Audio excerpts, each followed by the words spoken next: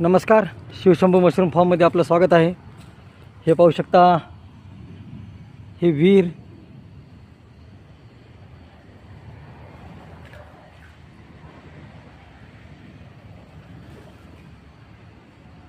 आपल्या फार्मच्या बाजूलाच आहे। हे आहे मशरूम फार्म आपलं। हे पाहू शकता, ही गुळी सोयाबीन आणि गव्हाची साठवून ठेवलेली आहे।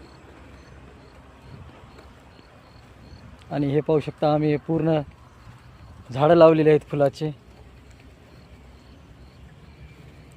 हे पाहू शकता, संपूर्ण शेडच्या बाजूने आपण झाडे लावलेली आहेत। हे आहे शेड। हे पाहू शकता, पोते पूर्ण ओले होत आहेत।